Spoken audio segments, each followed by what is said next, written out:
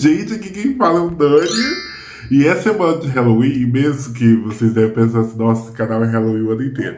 Eu separei aqui um filme que é sem erro. Se você não assistiu, vale a pena. E se você já viu, a gente vai fazer uma rinha aqui agora. A gente vai trazer briga política, cinematográfica, cultural, de tudo que você quiser, porque hoje nós vamos falar de grito e de Ju-on, que é o grito japonês. Só que essa rinha vai ser diferente e vai ser mais justa, porque é o mesmo diretor. Tanto no original japonês, quanto na adaptação cinematográfica norte-americana, é o mesmo diretor. Então vai sobrar nas costas dele. Nem ganhar nem perder. Quem ganhar vai ganhar e quem perder vai perder, entendeu? A mesma pessoa. Todo mundo que ganhar vai perder. Todo mundo que perder vai vencer também. Então agora a gente vai fazer essa rinha pra saber quem que levou a melhor nesse grau comparativo aqui.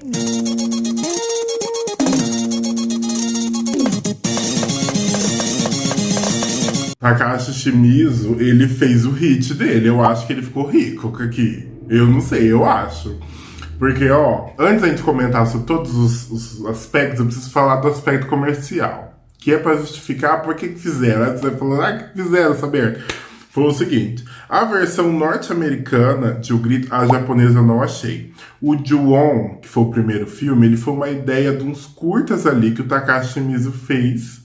E ele conseguiu arrecadar uma grana junto com uma empresa para fazer o longa. E aí lançou no Japão, foi hit, atraiu olhares norte-americanos, e o Sam Raimi, né, o nosso diretor querido e odiado também em alguns aspectos, participou da produção da adaptação norte-americana, que é muito parecido, só que os finais são muito diferentes.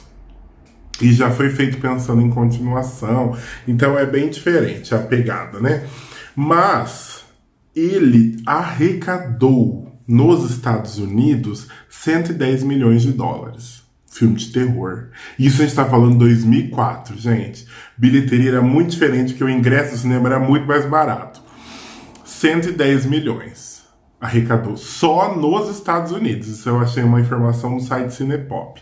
Só que eu achei uma matéria de jornal da BBC de 2004 mesmo, porque eles já tinham um site, falando que nos primeiros 3 dias de exibição lá nos Estados Unidos, O Grito, o norte-americano, arrecadou 40 milhões de dólares dentro dos Estados Unidos. 3 dias.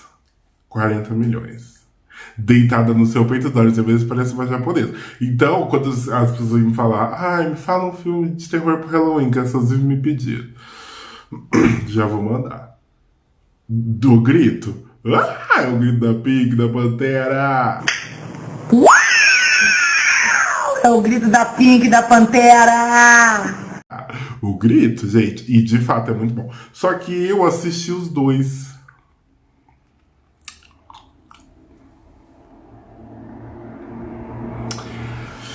E aí diferenciou muito. E a gente vai fazer a rinha deles aqui agora. Primeiro eu preciso falar uma coisa. Eu tô assistindo muito filme de terror japonês. E eu vou trazer aqui pra esse canal. Não é uma demanda, é algo que eu quero fazer. E eu tô nem aí. Tô nem aí. Eu vou trazer. Vai peitar? Oxe, e eu preciso falar uma coisa. Uma observação prévia já. Ninguém conta história de assombração igual ao Japão. E eu sei que é algo cultural. A resposta para isso é cultural. Mas ninguém conta história de assombração igual ao japonês. Gente, não tem como. Eles tombam, eles cospem, eles agridem, eles chutam, eles bicudam, cara. Então vamos na guerra ideológica, entre a rixa histórica entre o Japão e os Estados Unidos. O Japão já ganhou aqui, 1 ponto pro Japão, que a história veio de lá. E aí, o nosso diretor contou essa primeira história. Tem uns curtas, não tô interessado, tô fazendo a rinha aqui dos 2 filmes. E a gente vai falar da premissa, comparar os dois, comparar os finais. Bilheteria não vai ter como comparar, porque eu não achei a de Ju-on, eu não sei aonde buscar essa informação, porque Os fãs de terror do Japão não botaram essas informações no Wikipedia, eu não achei. E aí no final eu te falo qual que vale a pena mais.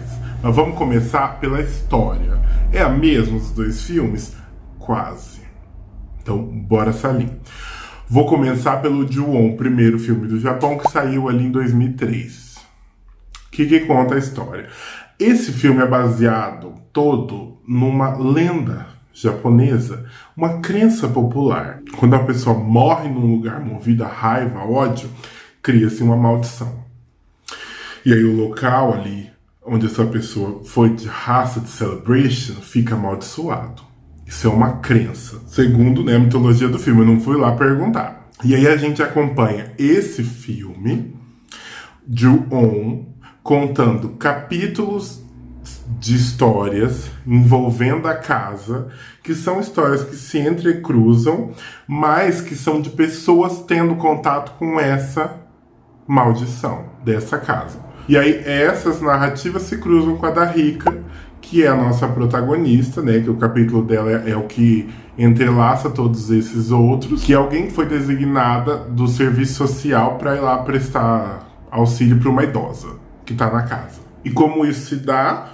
Se dá com um casal que briga de uma forma muito violenta. Ele assassina a esposa e o filho. E ele guarda o corpo da esposa no sótão. E o filho... não vou lembrar agora em detalhe. E aí ali fica amaldiçoado. Essas duas pessoas foram mortas com violência. O marido, que depois de cometer isso se suicidou, amaldiçoou aquele lugar. E a gente vai acompanhando essas pessoas que entram nessa casa. Entrou, tá amaldiçoado, ganhou de brinde. Pim! E aí um monte de gente tem que entrar lá. Porque, por exemplo, o casal compra a casa e aí se muda. Aí tem a mãe deles que vai junto. Todo mundo já tá amaldiçoado. Aí se recebeu uma visita, amaldiçoou a pessoa, ela ganha 10 minutinhos no filme. E aí as coisas vão se dando. A véia precisa de cuidado, a véia tá catatônica. Entrou lá, já era biruta, aí fica vendo as entidades passar, tava mais biruta ainda, não reage. E aí ela precisa da criadora. A criadora entrou, amaldiçoada. Aí acontece alguma coisa ali que eu não vou dar spoiler. Vem a polícia, todos os policiais que entraram, todo mundo amaldiçoado. Aí o filme vai virar uma bola de neve, porque aquela casa parece um comércio, toda hora entrando e saindo gente, só que todo mundo com uma justificativa. E aí o que a gente tem desse Ju-On, a versão japonesa? Muito medo, gente. É a make. Tem um primeiro momento ali que aparece a entidade que eu falei, tá fazendo blackface. Mas aí depois eu entendi que é por causa da aparição, cabelo e tal. Mas eu fiquei, mesmo assim, eu estava assustado por causa do olhar, tal qual a dançaria dos 7 véus. Desesperador. Gente, eu não sinto muito, não é comum eu sentir medo assistindo filme de terror. Casca grossa. Mas esse aqui, eu nunca tinha visto de eu passei muito medo, eu tive pesadelos por causa do filme, anos que isso não acontecia. Eu tive pesadelo por causa do filme, que eu já sabia o que ia acontecer, porque eu já tinha visto o grito. Gente, foi chocante. Esse aqui, pra quem gosta de passar prensa, eu vi no Darkflix. Desesperador. Já a versão norte-americana, a gente tem uma história que tenta traçar uma linearidade. Só que eu fiz um erro de assistir o japonês primeiro, depois o norte-americano. E agora eu já vou comentar a história do norte-americano sem fazer os graus comparativos. Eu jogo isso depois. O norte-americano conta a história de uma estudante de uma faculdade internacional que está no Japão. Ela e o marido dela vão para o Japão. Ele começa a trabalhar no café e ela tem que fazer serviço comunitário no Japão para acumular créditos para essa universidade. E ela vai trabalhar num centro, né, de assistência social lá, que daí ela vai ser designada para fazer um trabalho com essa idosa, de novo, catatônica. E aí a gente acompanha esse casal, essa jovem nessa cidade, que vai para essa casa e começa a ter contato com essa casa amaldiçoada, essas pessoas que moram ali. E essa narrativa, de novo, traz esses outros capítulos. Esse filme tem um pouco mais de gore do que a versão japonesa, porque a gente tem o Sam Raimi, tem algumas coisas ali na produção que a gente vê que ele dá uma cutucada. E esse aqui traz, né, umas coisas a mais, traz outras informações, que são as seguintes. Eles dão uma motivação para o crime. Porque o primeiro não tem uma motivação muito clara, e eu vou falar isso ali na frente, mas eles têm uma motivação para o crime. A gente apresenta mais informações sobre a Kayako, a mulher, né, que foi a vítima do crime, e para a criança. E aí eles trabalham mais sobre essas informações porque eles querem uma resposta, já que o primeiro tem um final um pouco mais subjetivo, que eu não entendi. Eu tenho que assistir o 2, mas eu não achei ele nem ilegal. Então vai ficar aí, eu não entendi e vai ficar assim. Mas talvez faltou, né? Às vezes faltou. E a versão norte-americana copia tudo, é o mesmo diretor contando a mesma história. Os Estados Unidos não sabem ler legenda, então eles, né, fizeram essa nova versão com um elenco norte-americano um pouquinho menos de carisma, só que a mesma historinha, e o final eles mudam e a motivação para o crime também, enfim.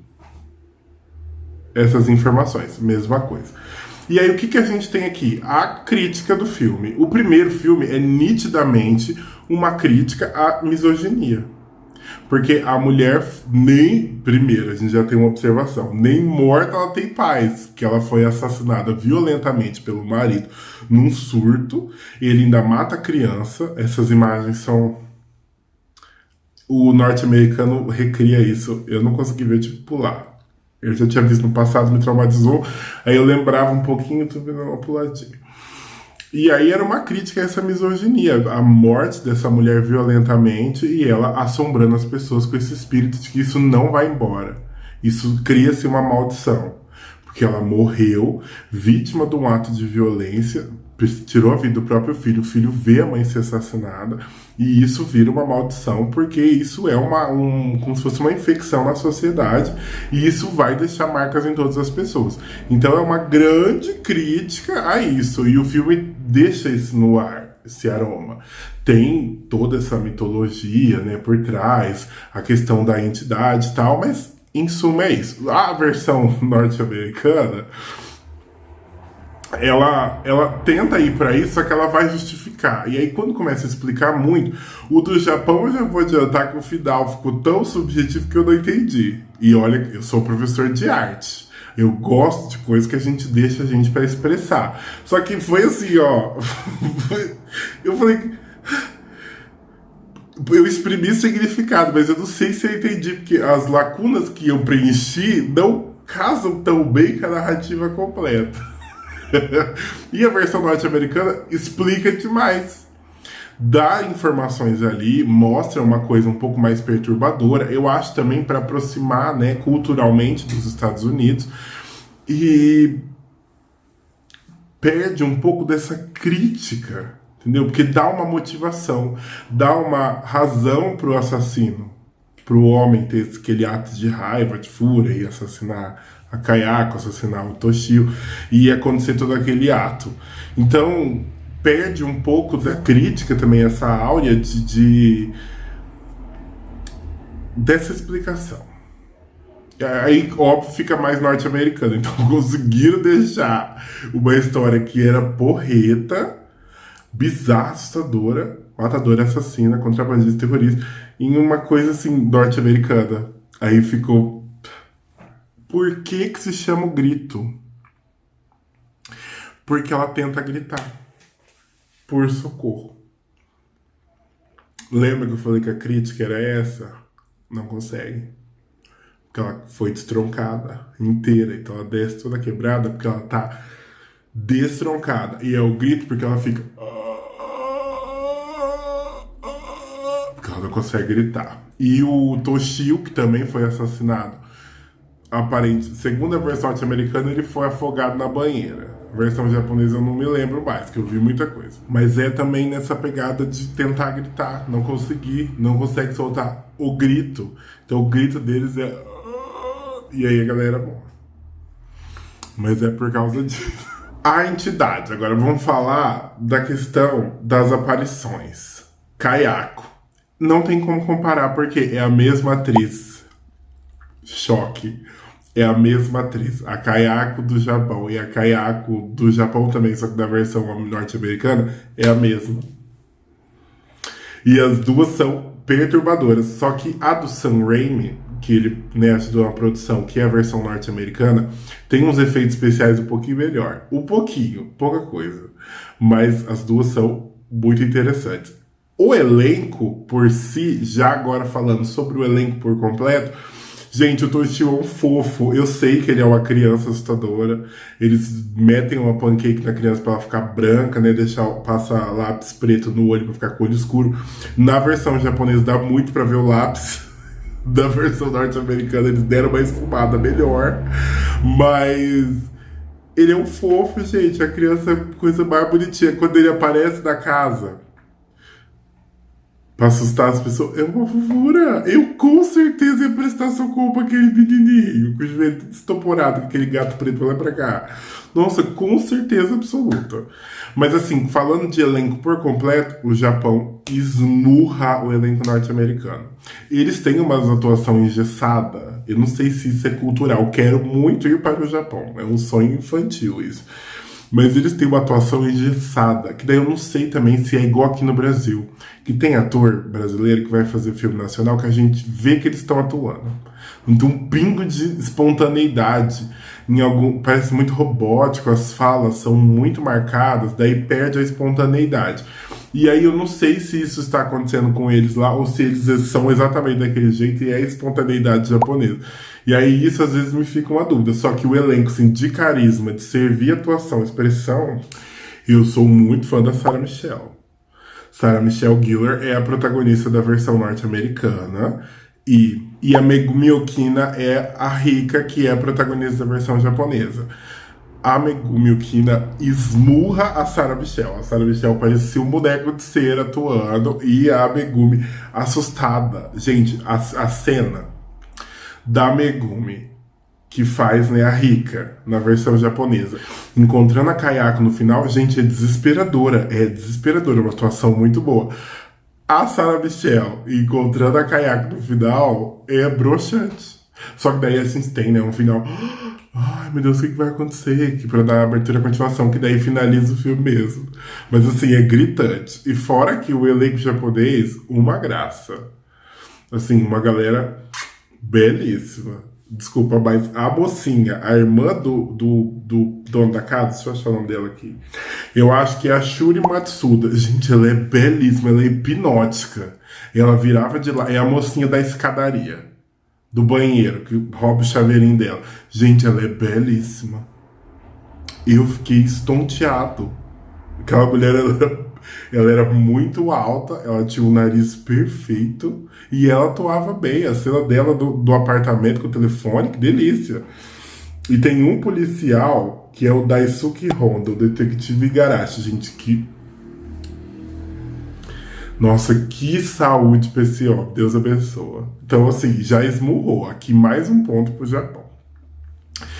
Os finais. De novo, o Japão esmurrando aqui, porque o final da versão norte-americana, além de deixar aberto com o segundo filme, e eu comecei a ver o segundo filme, é um porre, achei horroroso, ele ainda justifica o crime, tenta justificar, mete um professor, enfia aquele negócio de stalker. Ah, gente, pelo amor de Deus. Então, o norte-americano sendo apanhando, levando soco do Japão. O Japão esmurrou aqui de novo. Em suma, o Japão leva medalha aqui. O grito leva medalha. Só que tem esse final. É bom. O final é bom, mas eu fiquei assim, gente, o que tá acontecendo? Por um segundo, fiquei Sônia Abrão. Gente, o que tá acontecendo? O que tá acontecendo? O que tá acontecendo? O que é isso? O que tá acontecendo? Por um segundo, assim. Porque eu falei, o quê? E aí o filme acabou. Aí, ó, eu não vou assistir de novo, mas... Independente de qual dos dois você for ver, os dois são assustadores, os dois são muito bons, os dois vale a pena ver e é a minha recomendação pro Halloween. Mas na rinha, o Japão ganhou. E aí eu vou trazer outras adaptações norte-americanas de histórias de fora, porque tem umas que até que ficou melhor, sabe? Pra gente fazer rinha aqui de novo. Mas aqui não tem como. O Japão esmurrou. Mesmo sendo mesmo diretor, o Japão esmurrou. Não tem pra ninguém, gente. História de espíritos japonesa maioral. Não esqueça de se inscrever, de curtir, de comentar, de compartilhar e de Mandar um abraço para toda a sua família e ficar longe de gente que é raivosa. Gente, se for começar um relacionamento com alguém que é bravo, que se estoura muito fácil, deixa na mão de Deus. Não vai lá não, senão você vira estatística. No fim, o que a Kayako quis ensinar pra gente, descer na escada toda? É o seguinte, foge. Gente agressiva. É o grito da Pink, da Pantera.